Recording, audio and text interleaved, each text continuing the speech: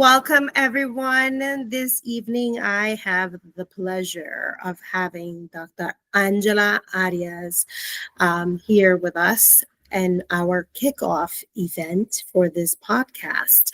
And I am so honored just to have her presence and have a little bit of her time. She is an incredible writer and even better human being. She is responsible for having helped many young people get great education throughout her lifetime as an educator. She is someone who has supported me at different times in my life. She has been not only a friend, she has been a mentor, she has been a guide. She is just Dr. Mom. She is loving and tough. Mm-hmm. So I could give you her whole background, which honestly, I don't have it right here written the way I would love to say it, but I'm introducing you to her personally because she is just such a phenomenal human being. I had to start 2025 this way. So thank you, Dr. Arias, for being with me and our viewers tonight. Thank you for starting 2025 with the double A. That's right. We're going to start with the A. That's right. In it to win it. Thank you. I'm glad to be here. So tell us a little bit about yourself, because I'm sure you can tell us a little bit about your educational background and past history before we dive into some interview questions that I have for you. A little bit about myself. So I am going to begin with the currently. So I am currently retired, supposedly. I am a retired educator of 35 years and counting. I currently can't sit home, so I working with a couple of doctoral students in their dissertation, women students. So I have taken the challenge and the task to mentor mostly Dominican women who are searching for doctoral degrees. And I am also reading a couple of books for writers across the country. I'm one of their readers. I just finished reading a book last week, very interesting book. I am also a brand new grandma to a 7-month-old, very active little boy that I have the pleasure of having every morning for 5 hours. And it's a lot of fun. I love it. So I am also Dr. Mom to a plethora of students who do not understand that I am no longer on payroll since 2021. But they don't care, and it's my pleasure to mentor them and guide them through life. So I have become their life coach. Yes. So that's what I do. That's what I do on my daily basis. So my every day, even though I am retired, is very busy, and it keeps me busy and young. Yes. Forget it. You look like $1,000,000. Amazing. I want to be you when I grow up. I'm old. I have a big landmark birthday coming up this year. So it's cool. It's cool. We'll celebrate, God willing. So thank you for that intro. I have a few questions regarding a magnificent book that you published. And the title of the book is A Half a Century Ago. Mm-hmm. And, I'm curious, why did you decide to title it like this? I put this book together during pandemic. I told my students in 2020, my students were, I had 586 students under my care, that I was the director of a program, college and career bound program.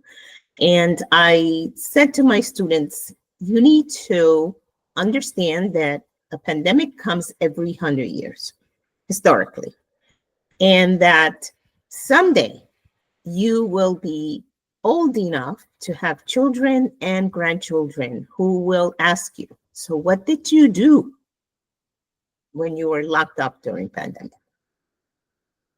I told my students, because we are going to be locked up, I am going to do something grand. I am going to write a book. You choose what it is that you are going to tell your children or grandchildren that you have done during pandemic. That's your choice, but I am going to write a book. So came 2021, and it coincided with 50 years of my siblings and I arriving in New York City. So we arrived half a century ago as of 2021. So on July 20th of 2021, I sent my first chapter of my book to my siblings and my family, the rest of my family. And it began with the day we arrived in New York City, half a century ago. Hence the title of my book. And I know it's not a catchy title. I've gotten criticism for my book being too bland looking, the cover doesn't attract. That was not the point. I want it, half a century ago, it's supposed to look old, right? It's supposed to look aged. And that's what it looks like. Yes, yes. So the actual inspiration was not the pandemic, though. The actual inspiration was your family. Yeah, the actual inspiration is my family. How have we thrived in the United States, coming from the Dominican Republic in the past 50 years? So we have done phenomenally. The entire family, my 3 siblings, myself, 4 kids, 2 parents, and my grandmother. We did very well coming from the Dominican Republic in 1971. The kids arrived in 71. My parents arrived in 69. And we accomplished our purpose. The purpose was, and we were told, we were here to study, to work hard, to make a living, and to become an honorable American. That's what we did, all 4 of us. Very similar to what my mom said to us as little kids, and my dad. Very interesting concept, that this was sort of like, and we were very explicitly told, this is what you came here to do. Yeah. And, no excuses. It was it. Very interesting. Now, your book has a backdrop in the 70s. How did you conduct research to the historical and cultural aspects woven into the narrative? Because, I imagine, that took you also an extensive amount of time. Yes. And were there any surprising discoveries along the way? So yes, in order to prepare for my book, I began preparing prior to retiring. I knew I was going to retire in 2020, 5 years before. I began to take courses at Sarah Lawrence Writing Institute. And I do credit Sarah Lawrence Writing Institute at the beginning of my book for providing the vision on how to write. Not every person who wants to write can write, because it's a learned skill. Very few people are just born that way. And just like any other type of artist, the more you study about it, the better an artist you become. And the more you learn from other artists prior to you. And one of the courses that I took, probably in 2018 had to do with how to research for your book. So because I knew I wanted to write a book that had to do with growing up in the Bronx, I began to research old newspapers and clippings and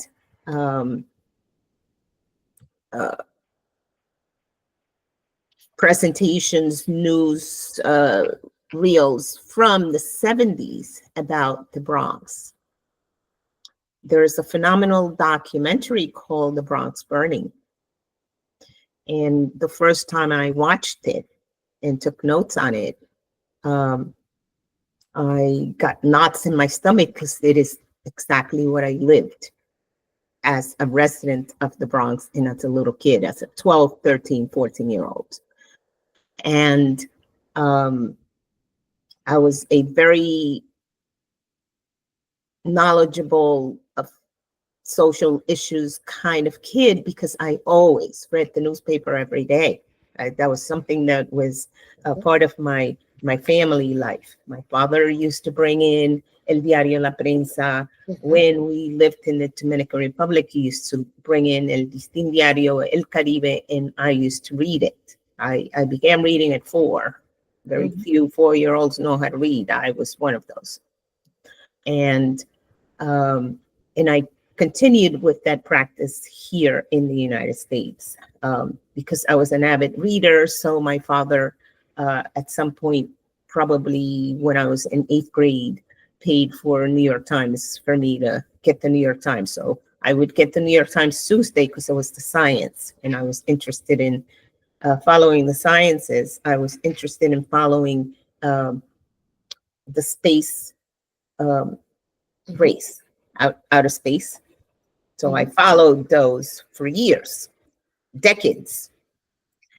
And I was cognizant of a lot of the things that were happening in the Bronx, the racism, the burning of the Bronx, the purposeful burning by landlords to collect insurance. So when I watched Bronx Burning, it's stuff I knew, but it hadn't been concisely put together. So I reached out to an agency in the Bronx, and I did some research because I wanted to use a couple of pictures in presentations. So they put me in contact with a number of people.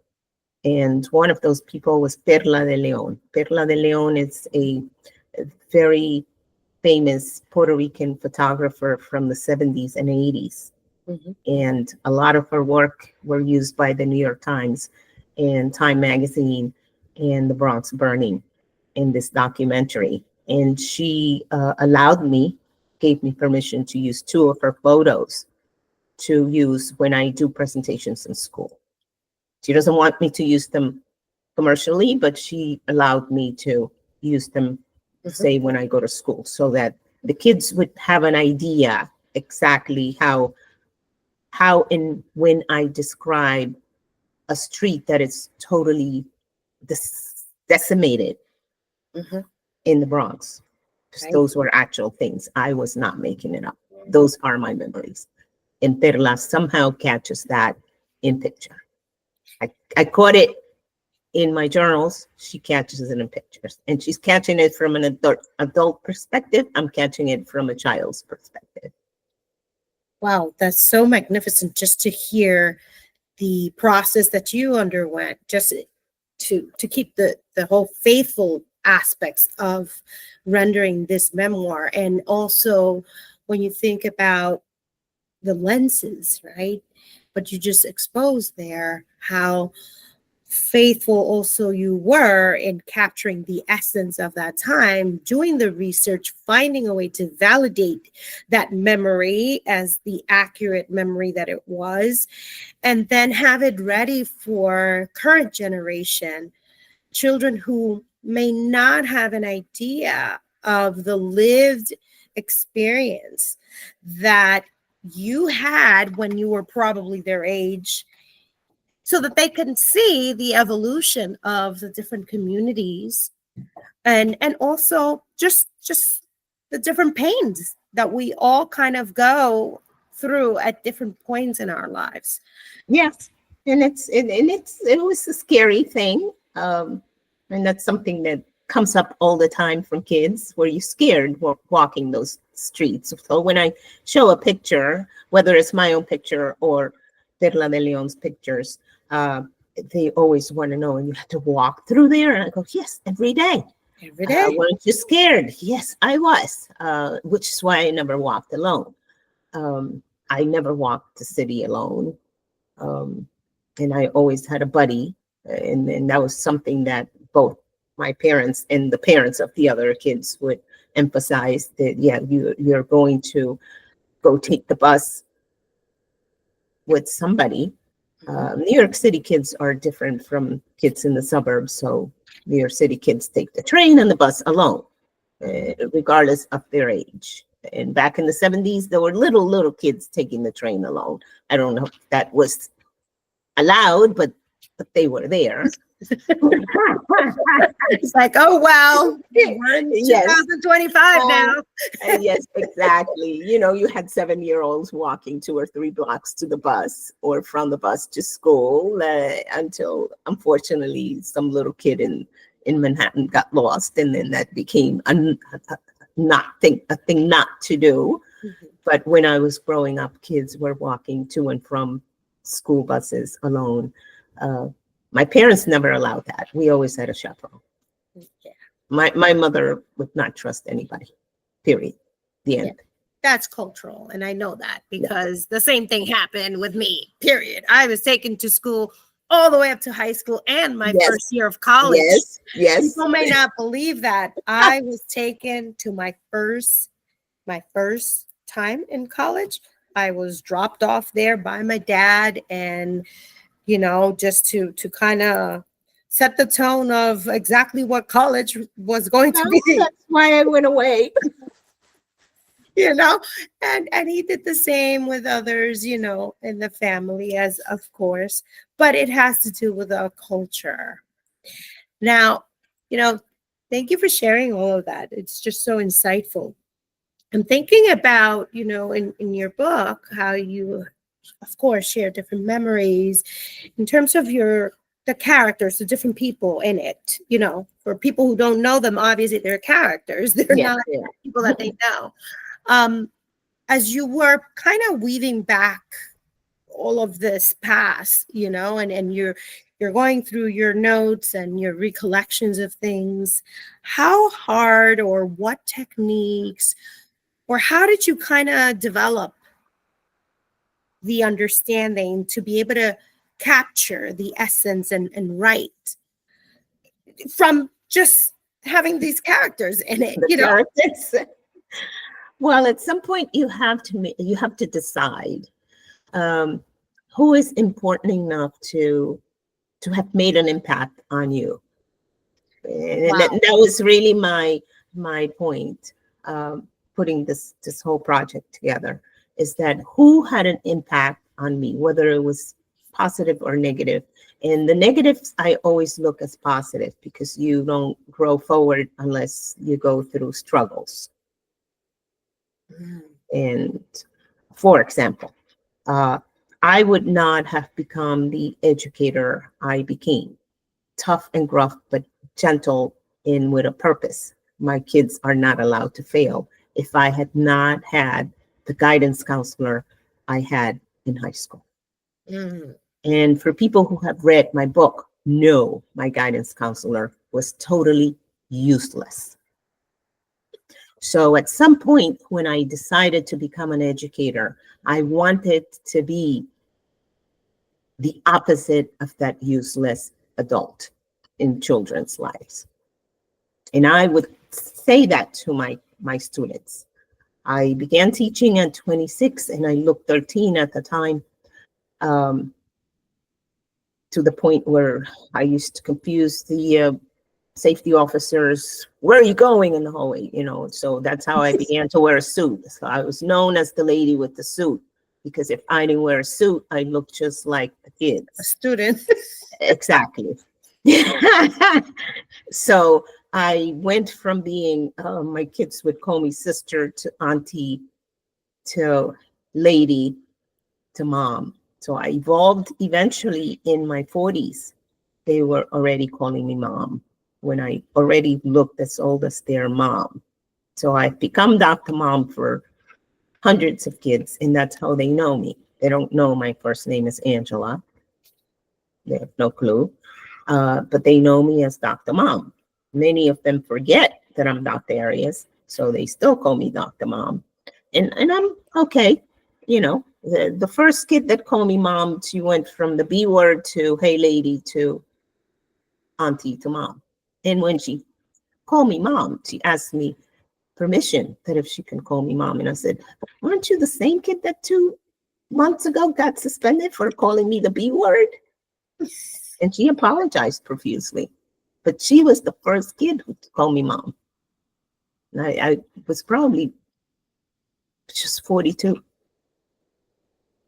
Yeah. So I wanted to be. So that negative experience with my guidance counselor in high school turned me into what I strive to be an effective educator for over 35 years. I purposely wanted to be the opposite of her.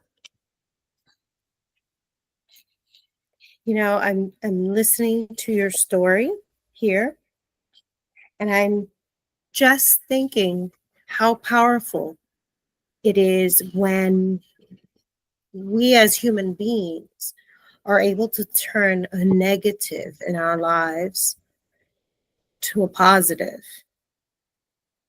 such as you did. You took that experience and you did not let that experience define who you would be, where you would end up, or make you bitter and dim your light. Instead, you used it as the oil to fuel how you would light up the lives of many others that would come your way. That takes a special kind of character. And I say that because you're beating the odds. I think about the many times we encounter different people in the world of education who do not necessarily value the human being in front of them. And it requires that kind of level of respect, where that is a basic level, yet the most elevated. Unfortunately, see that all the time, as you are attesting. But I'm so happy that our children have gotten the opportunity to have such an experience that is so vastly different with you and with people around you that supported so many high schoolers, for example, as I know myself, got to see your work, got to see your interactions with parents, got to see so many magnificent skills worth just replicating. And so I want to just kind of take a moment to honor just that journey. That's a journey of Well, it's got to be a journey. I continue to mentor young teachers and to do some workshops for Yonkers Public Schools for new teachers. And one of the things that I begin my workshops with is you chose this profession, not because it's going to pay you a mega ton of money. You chose it because they're human beings and they deserve the best that you have to offer. They deserve the best that you have to point out to them, the best of the opportunities that there are. Highlight it for them. You're not going to do the work for them. You're just going to serve as a guide. So an educator has to take into consideration that, unlike other professions, an educator, you can doom a life or you can make it. You can doom somebody else's life or you can help make it.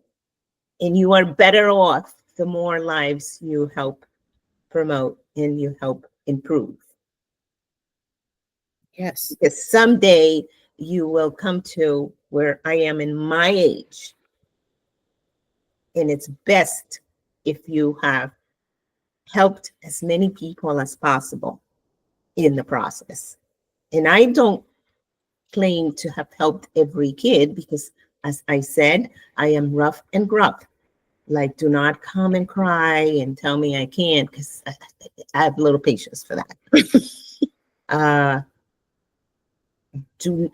I used to tell my students, I may repeat myself a second time. The third time, I'm going to catch a tantrum. Listen the first time. The second time, I may remind you. The third time, I am catching a cibaeño tantrum. And they knew exactly what it was, whether they were Dominican kids or not. Because it's the expectation of self-help. You need to have that self-help openness so that when somebody is offering you the guidance, you are able to either accept it or you can just say simply, I'm not interested. And if you are honest enough to say, I'm not interested, I'll leave you alone.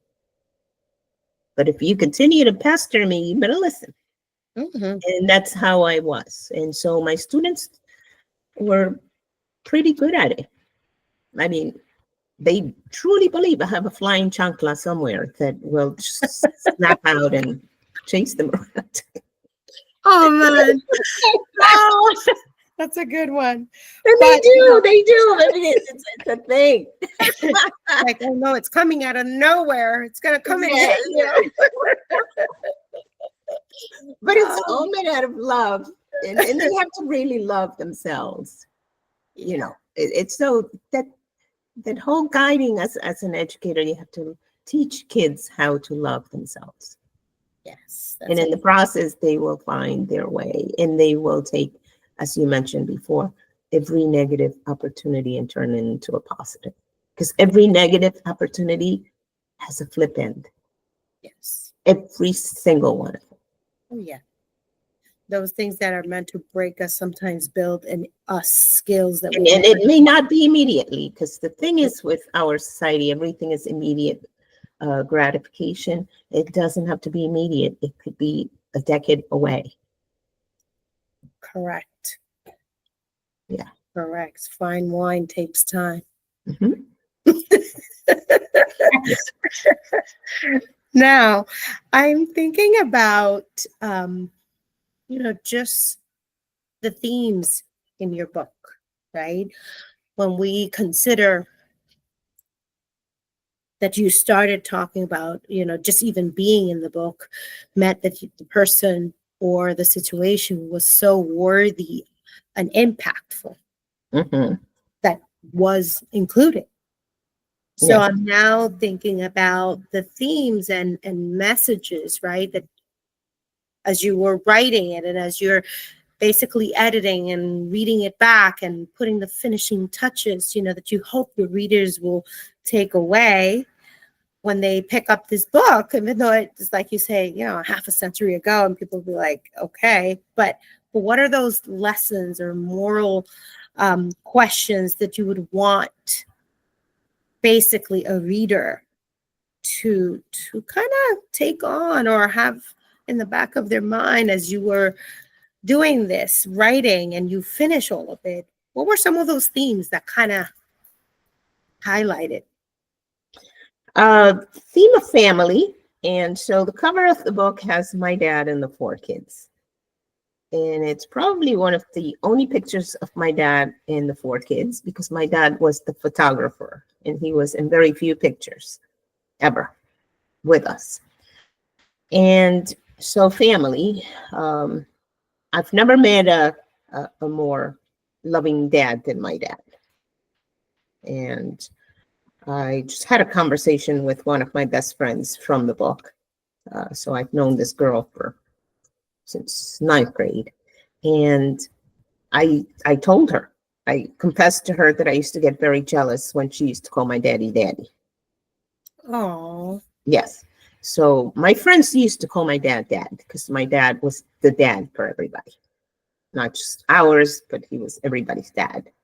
And a lot of people call my daddy daddy, including the gangsters that he took out of the gang, the ones referenced in the book. Eventually used to call my dad dad.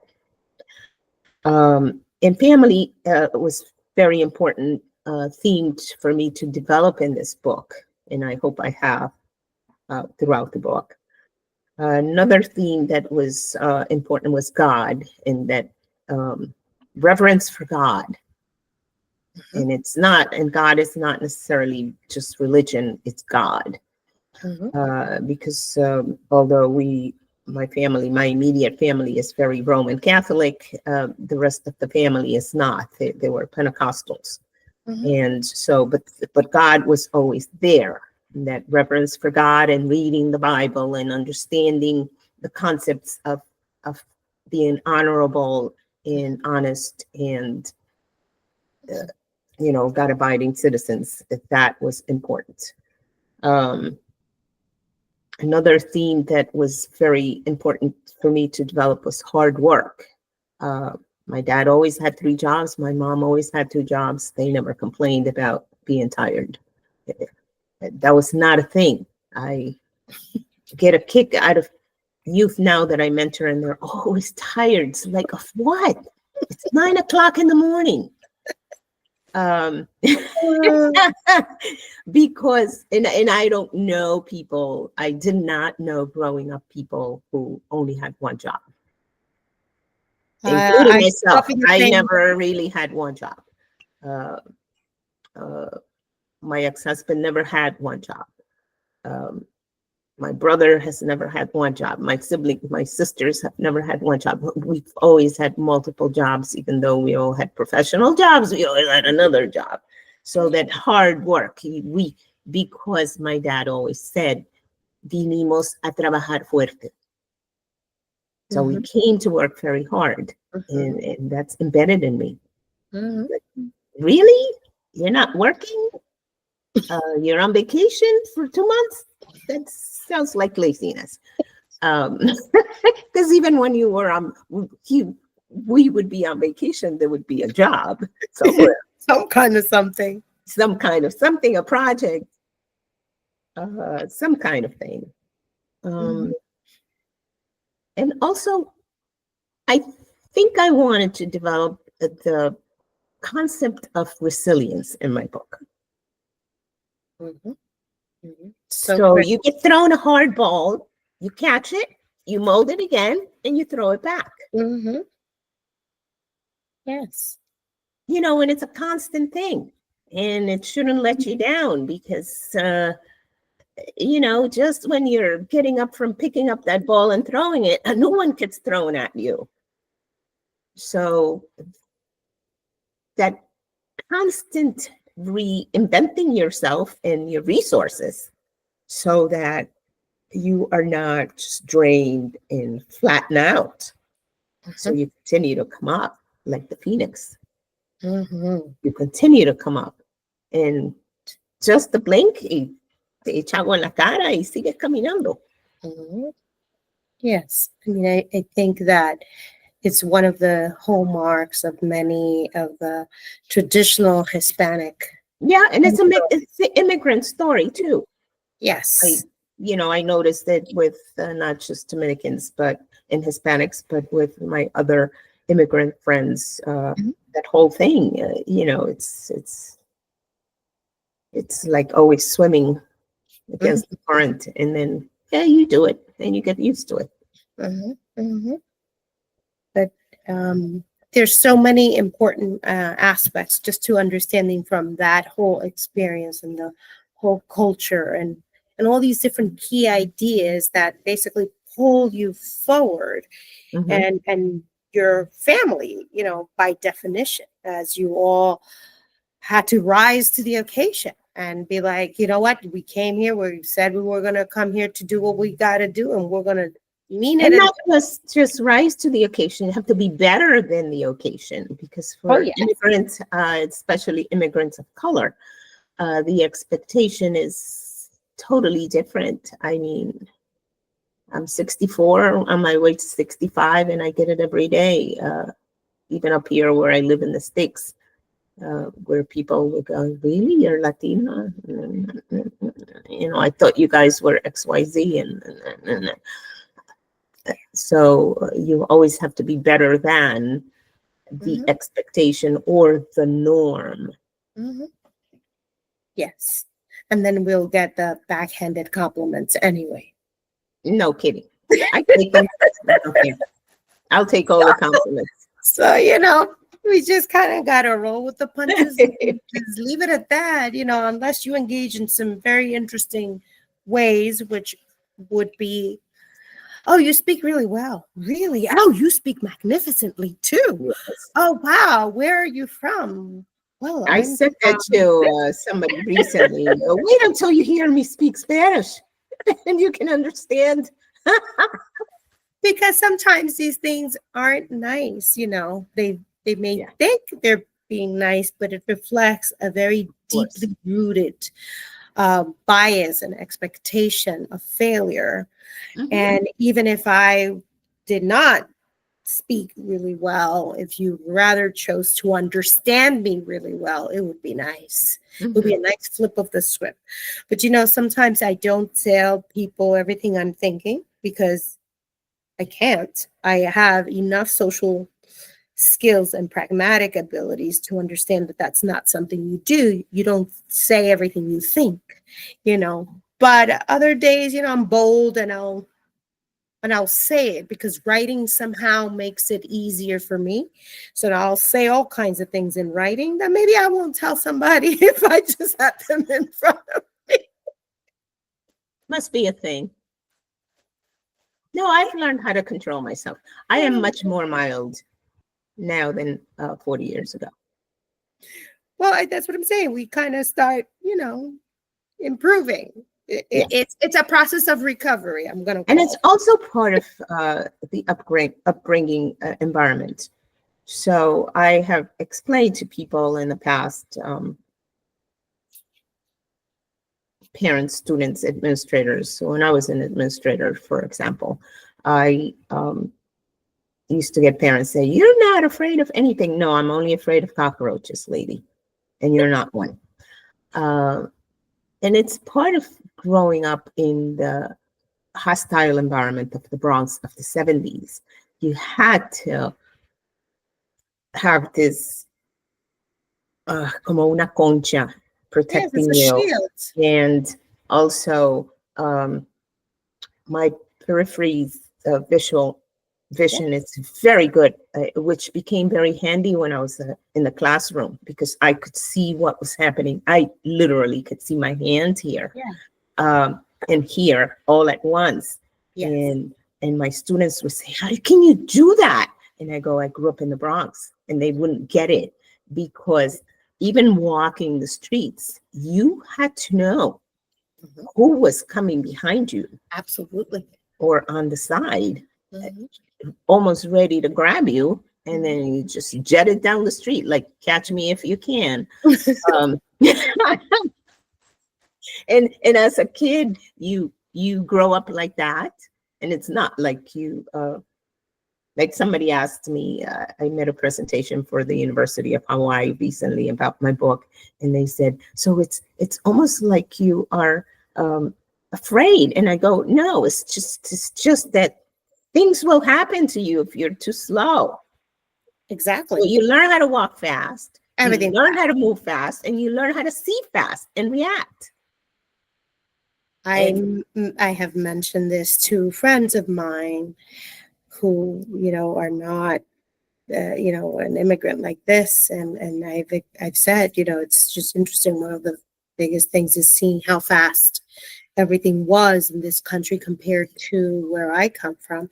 And in the Dominican Republic, even our lunches would be 2 hours. People don't live like that. People are not like running to anywhere. They'll say, I'll go right there, and right there could be 2 hours later, and people aren't in this weird, I gotta run anywhere, I gotta rush somewhere, people just don't live like that. And so it was a little bit of a culture shock when I first got to see people running to the bus, running to the train, running to work, running everywhere. It was very And it's just normal walking for a New Yorker. Yeah, but it was very draining. It was very draining emotionally. In the beginning, when I started here, I was a little bit like in shock. It was weird. I always mention it because it was very starkly different from the life in the Dominican Republic coming here. But here it's only like that in the metropolis, because now I live upstate New York, and I had to learn since 2021 to walk slowly, because then people ask me, Angela, why are you rushing? I'm not rushing. I'm just walking. I'm not rushing. I'm just walking. But people don't walk that fast up here either. It's a silly thing. It's like, please go on a leisurely walk and enjoy it. Yes. Like I go for a walk in my neighborhood and I'm like, zoom, and it's almost like running. I'm not running. I'm just walking. I'm like, wow, you did that pretty fast. Or if I'm walking, don't stop to talk to me. I'm just walking. But you leave New York City and you go 2.5 hours north, and life becomes much similar to the Dominican Republic in that sense. People are much more friendly. They want to know what you're doing. Yes. They want to know what you're going. They want to walk with you. It's like, no, I just normal, Yes. Yeah, you could actually sit down and have a coffee and drink a tea. Yes, well. Yes. Yeah. Now I have a little bit about, just in terms of the emotional connections. If you go back into the book and think about, an area of the book that when you were putting it together was particularly very emotional for you, or might have been more challenging for you to write, and maybe what was your thinking process?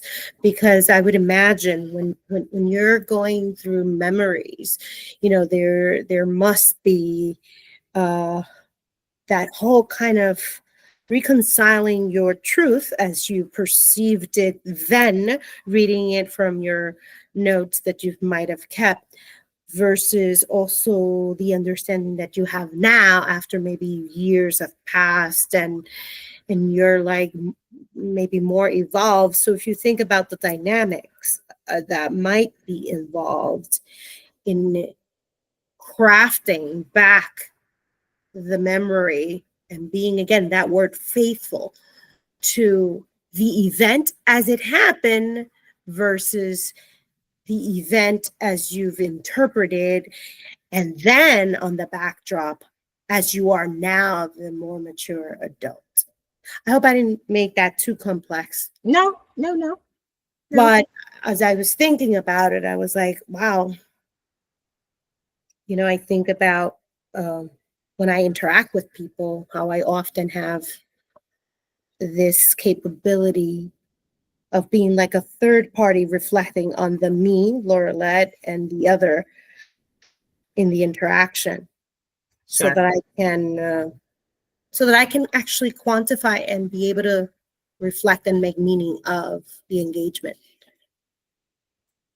There are 3 highly emotional pieces in my book that I had to work on. So chapter one talks about my parents leaving the 4 kids in the Dominican Republic under the care, the 3 older kids under the care of nuns at a boarding school. And my little sister, who was tiny, 3, I believe, with my grandparents.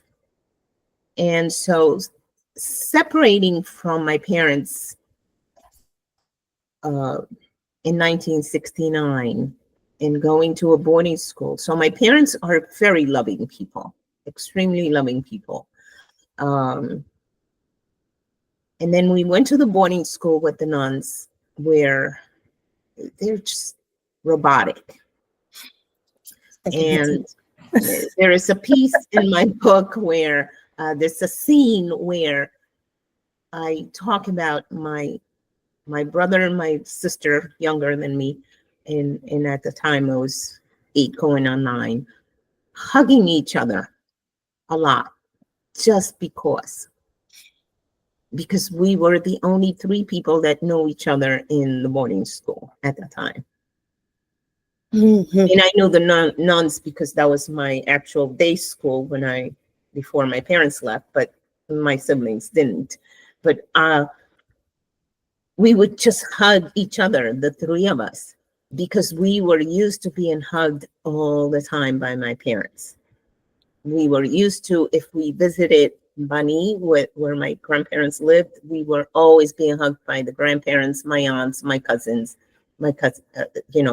everybody in town used to hug us. It's a very extremely loving family.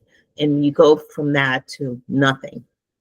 And it took a lot of strength for me, being the oldest child, because I was always made responsible for the well-being of my siblings, because that's a thing among Latinos. You're the oldest kid, you're responsible. Yes. And especially if you're the girl. Mm-hmm.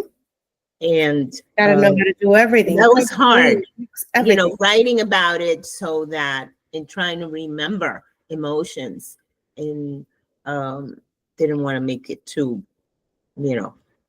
out there, because they're very old feelings. So I didn't want to make up story. I wanted to be truth to the reality. Mm-hmm. So that's one. Another is just that feeling of helplessness when you do not understand the language or the culture of a place. Mm-hmm. And then you come from an environment where you are the top kid. Oh. I at the boarding school, I was the top kid. I used to tutor other kids for math and writing. And then I come in and get thrown in this classroom where I have no idea what's going on. It's the guess what I'm thinking that I continue to call the multiple choice questions. Like, why do I care if it's choice A, B, C, or D? Just ask me the question. I know the answer. Right. But it makes you kind of feel dumb, because, as you know, the multiple choice, 3 could be possible, and then 1 is the right answer. So it's a tricky place, a trick on kids who know, who are knowledgeable. Right, but also it's a different way of just culturally assessing. So yes, navigating through all of those feelings of, do I feel dumb? I don't know what's going on. If I took out a book and my teacher would say, that's going to be kind of difficult on you. Meanwhile, she didn't know I already read Don Quixote de la Mancha at 8, the whole book. So she wouldn't know that, but I knew that. But now I'm taking out a book that has to do with nothingness, and she thinks that's too difficult, because the other kids, that's where they're at. Yep. Can relate. That was extremely difficult. And then the last scene in my book. So going away to college. And that first day I woke up after my parents dropped me off in Massachusetts, and I woke up the next morning for breakfast, and it was the first day of orientation in college. And just sitting there not knowing a soul, or I used to know one kid, but she was not in my dorm or anywhere near me, but so it was like being alone. And just realizing I'm alone in the world. I'm 18 years old and I'm an adult, and this is my life. And so at that moment, and that's how I end my book, at that moment I realized, like my grandmother used to say, cógete los problemas, lo pones en un puño y te lo entras en el bolsillo y sigue andando. Because, and that was a big feeling that stood with me for a very long time in college, maybe the entire first semester. That whole, it's almost like I always had like a knot in my stomach, like something burning there. And then one day it just disappeared. But it was there for a long time. And one of the things that I say to young people is that now they have social media, so they can see people's experiences firsthand through their writing and postings. But back in the day, nobody talked about their issues and emotions and anything like that. So to anyone, any individual person, all of those feelings were just me. I'm the only one feeling it.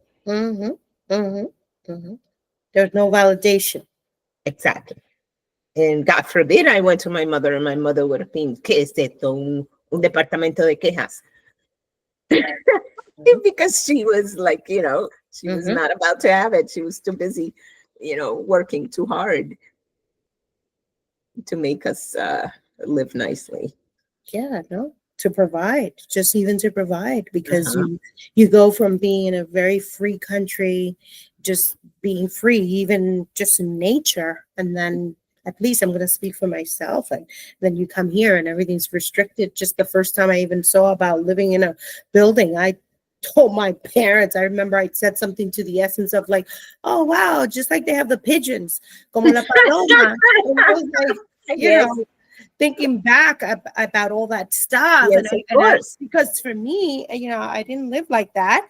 And it was like so weird the first time. And you time couldn't go downstairs. You couldn't go anywhere. Are you kidding me? It was the crack times and you couldn't go outside. The crack vials were in every playground. And so, I can connect with many things that you share. But also I can see that common thread of the culture, right? Just the way things were, the structure of who we are as Dominicans, right? I'm going to kind of go in that direction because I'm not going to say that other people are necessarily, in that same way, but yeah, that was a thing. So hearing all these things just kind of reminds me of some of my own process as I came to this country. The first time I ever had to wear a coat, oh my goodness, that was bizarre. That was one of the weird. Look forward to it. I mean, I even work it out in my book how, because I thought the beginning of the snow was like so fascinating. Oh no, that was fascinating. And then it took a couple of days, like no, yeah, not again. And that's what I'm saying. For me, it was like, no, just wearing a coat, of like, whoa, you wear, and I felt like I hated the feeling of having to wear this thing, on me, because we just never wore a coat in the Dominican Republic ever. There was no reason to wear a coat, So, just amazing. So thinking back, who were some of those writers that influence your just your style, or that I'm going to say may have been inspirational to you in terms of growing up and just falling in love with being a writer, having the idea of one day being a writer? Along the way we get literary influences, and I'm sure even as an educator, I know you taught advanced Spanish. I'm sure there have been writers that you're like, yeah, I love this person, how they write and how they convey stories or things like that. What did you do in preparation and in your creative process? Well, backtracking because of the types of universities that I attended. So I attended Wellesley College, NYU, SUNY Buffalo. I had the privilege to meet the top writers of the 20th century because of the type of universities they were. They would bring in and had access to Gabriel Garcia Marquez. So I met Gabriel Garcia Marquez twice, both at Wellesley and then at NYU. I had the privilege of meeting Pedro Mir at NYU, and then at his home, he invited me to his home in the Dominican Republic one afternoon for 1 hour. After 4 hours, his wife kicked me out and said, "Señorita, él necesita tomar su siesta." Like, was okay, ill. girl. That's also us. We're very, the women were like, no, enough time. Thank you. Yes. So I also had Jorge Luis Borges. I met him twice, both Nice. at Wellesley and at NYU. And a number of other writers. Pedro Pietri, who is a poet and great writer, Puerto Rican writer, back in the 80s, I met him a number of times because we were actually in a project together at SUNY Buffalo. So throughout my youth, I've met top writers. I began, as I said, reading top writers. I read Don Quixote de la Mancha for the first time when I was 8 to 9 years old. I didn't understand it, but it was kind of fun. Right. And it was kind of show-offy for me to say, "Yo leí Don Quixote de la Mancha." Yeah. My father used to be an avid reader, and when he left the Dominican Republic, left a bin of books. It was a bin made out of caoba. Mhm. And that's where he kept all these pristine books, La Divina Comedia, Don Quixote de la Mancha, all of those. And when my grandparents used to pick us up from the boarding school for summers and for Christmas and for La Semana Santa, used to bring us to Bani in the countryside. Mhm. I used to climb El Jabillo tree and read, and I would spend days there. Oh, cool. That's what I did. That's so cool. And that's what I did.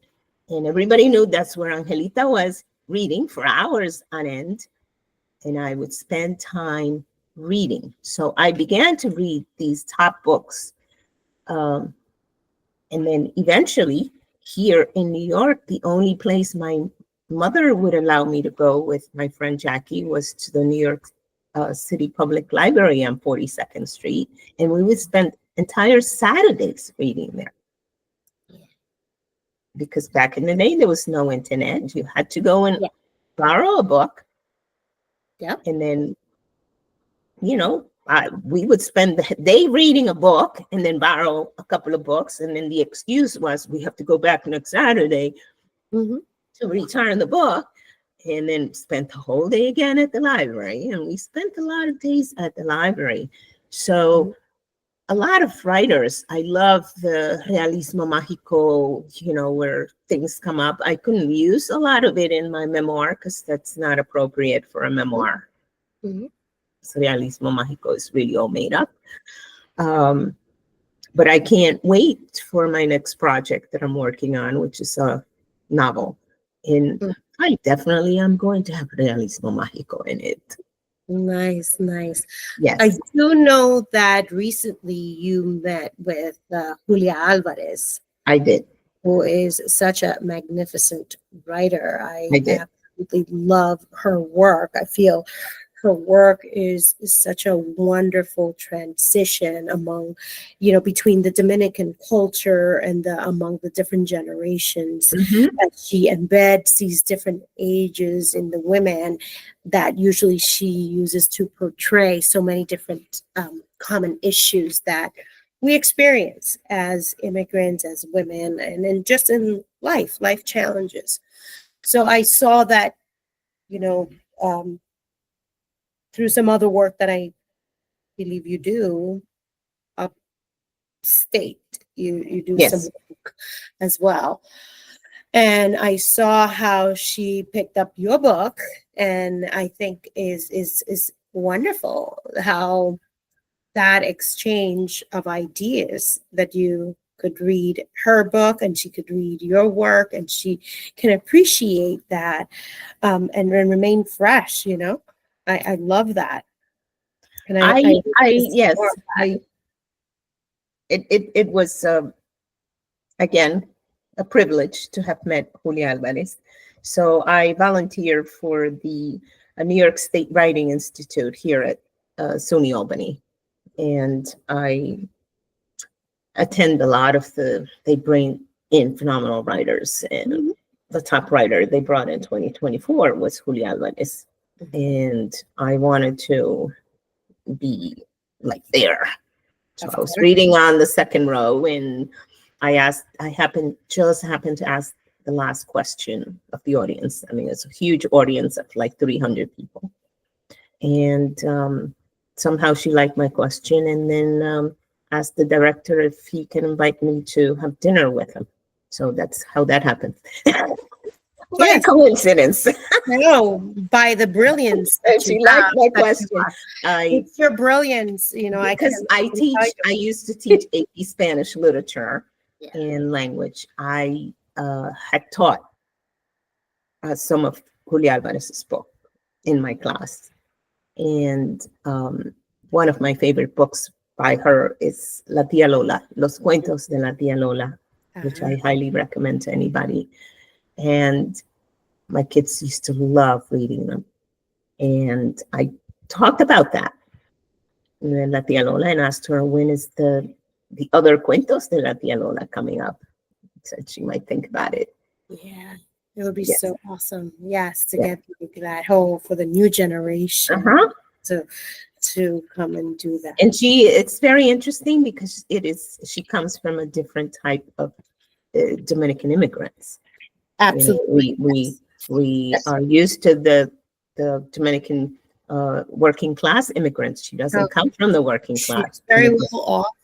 Yes. And but she knows she understands the whole concept of the working class, and she has been able to work it out in her work and appreciate it at the same time, the whole Dominican diaspora concept.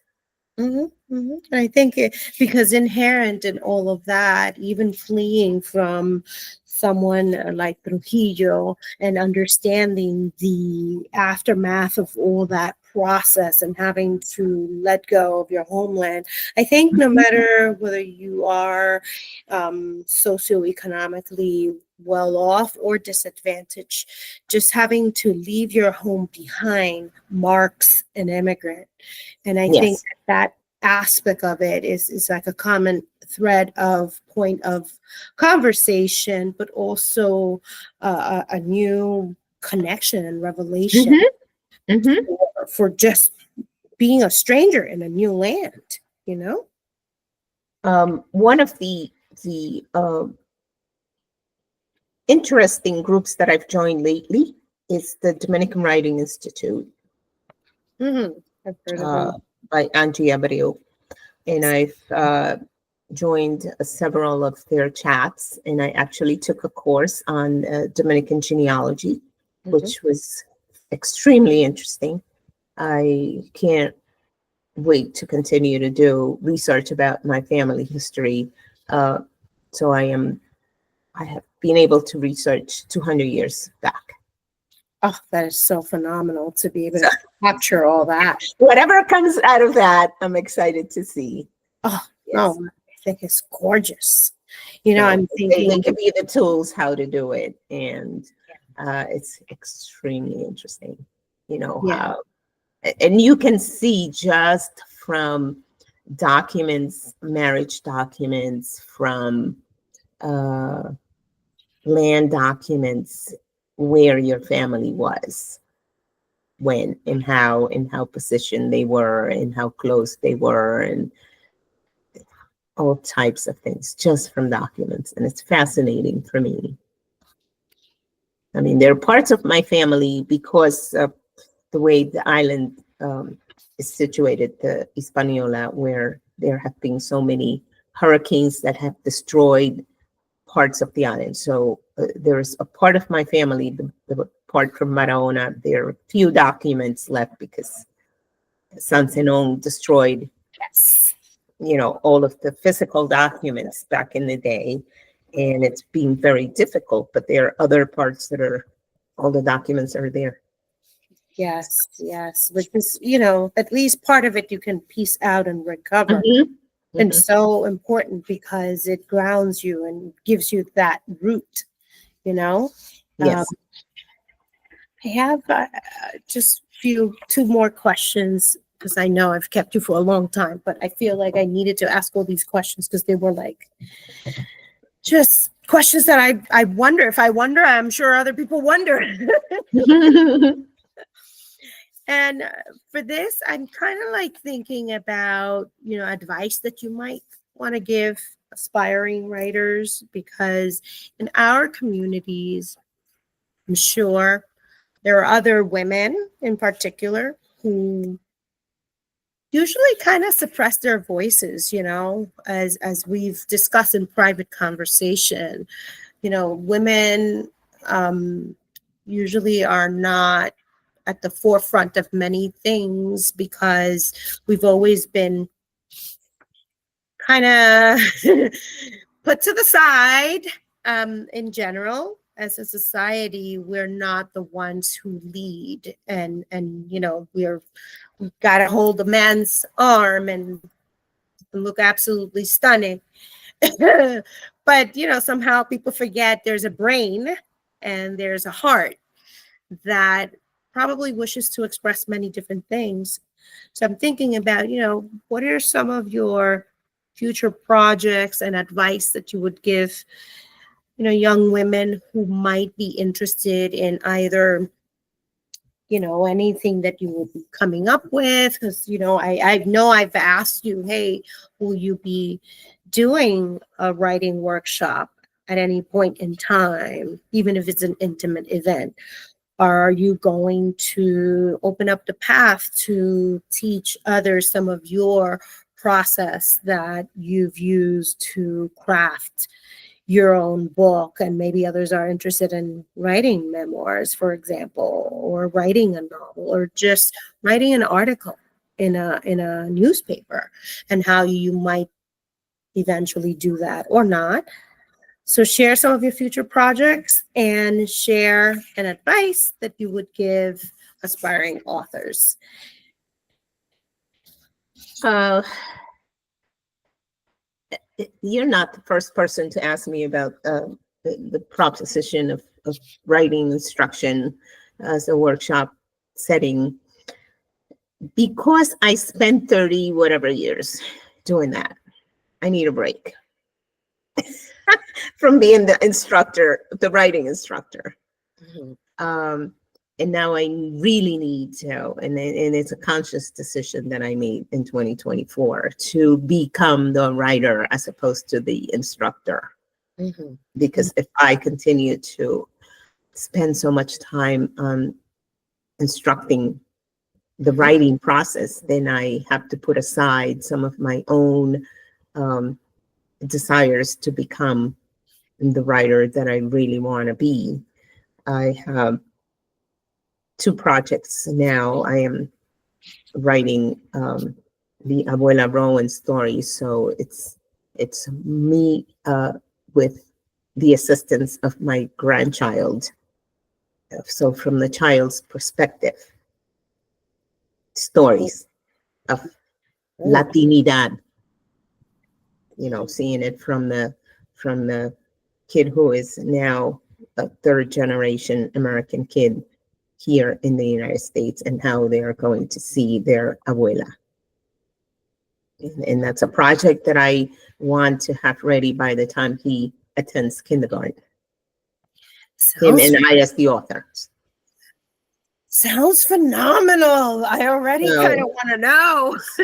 Well, there are other people that have done that already. It's not really a new thing. Yeah, not necessarily because it's new, but because of the perspectives and the Latinidad piece. Because I think about how most of us Hispanic people always can talk about our abuelas, right? Where we have a white-skinned abuela and a black-skinned abuela, and where we talk about, these differences in just, owning our blackness and whatever that may mean, or where it's come from and its origins and how it is intertwined into the culture and ethnic richness. And I'm just thinking about, your grandchild, how that will be there. So it depends how that turns out. And I will follow his lead. And I know, of course, he's only 7 months old, but he can communicate already. He absolutely loves this book called Paletero Man. Oh my goodness, he absolutely loves that book. And it's the images in it, the bright colors, and it has a paleta, and he wants to grab it, and he doesn't understand that's not it.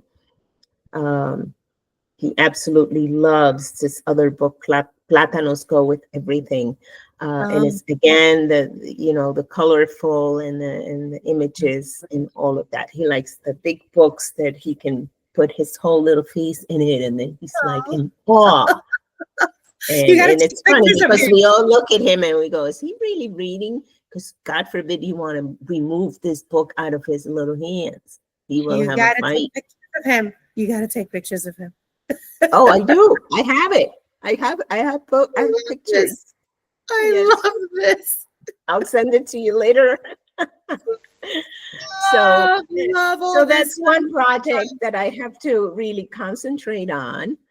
And then another project that the character Jackie in my book and I have a project coming up. So I love that. And you know what? This is the instruction then for those aspiring authors that follow you. Hey, read the books and kind of analyze and break them apart and understand. And as for writing workshops, I really recommend the Dominican Writing Institute. They do have workshops. They have personal one-on-one. They meet every Sunday and they discuss a book about a Dominican author. And one of the things that I continue to notice is that a great majority of the writers of Dominican background are women. So a lot of women are writing, especially young women. And I am highly encouraged. So, and I already complained about that when I went to one of the workshops here at SUNY Albany. Where are the guys? And I went up to the one man that was there that one day, and congratulated him. And he's a young man, because there were 12 women writers and just him. Wow. It's just him. So women have not been given the opportunity, but because now women are educating themselves at a higher rate than men. So it's changing. It's changing a lot. And I see it with the new generation of people. It wasn't so much in my generation, but it's with the new generation. It's mostly women.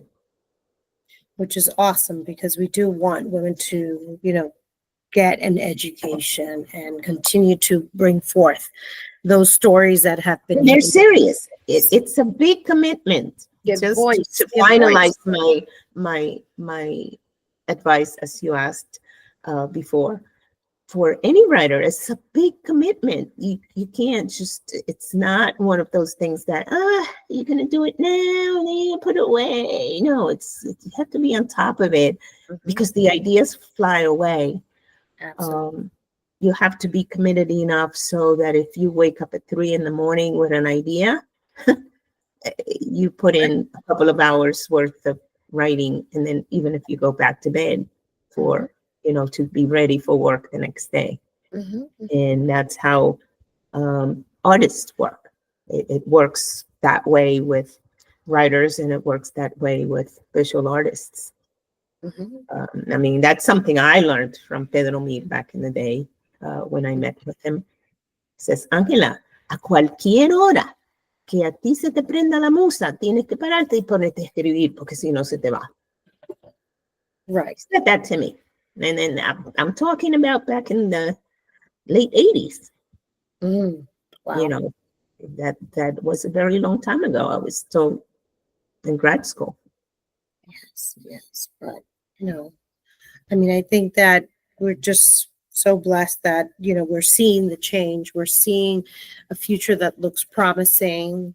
We're seeing old generation, new generation coming together to build a better future, for our humanity and our women, especially because, for so long, women just did not have that voice. So it's nice to see a shift in that realization, And also, in order to write, you have to read. Yes, absolutely. You can't be a writer if you're not a reader. I don't think it'll be too possible. They are really married to each other. So I read and I writers and readers. And I've always been a reader, and I've gotten a lot of criticism my whole life for being the nerd. I don't care. I don't mind being a nerd. Oh no, it's fun. The top rich people on earth are nerds. So I don't care. I'm not top rich, but oh no, I don't mind being the nerd. Rich is defined in many different ways, many different ways. And all I can tell you is there are people who have lots of money whose problem could be solved by a conversation with someone maybe like me, maybe like you.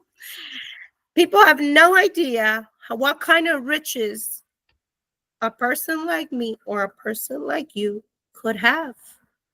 I may, in fact, have a lot more money with what I have than the money that they have. Yes.